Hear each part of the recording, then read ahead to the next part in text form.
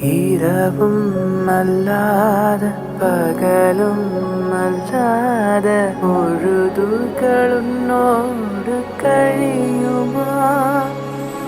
மடியினில் சாய்ந்திட துடிக்கிறே, மறுபுறம் நாணமும் தடுக்குதே.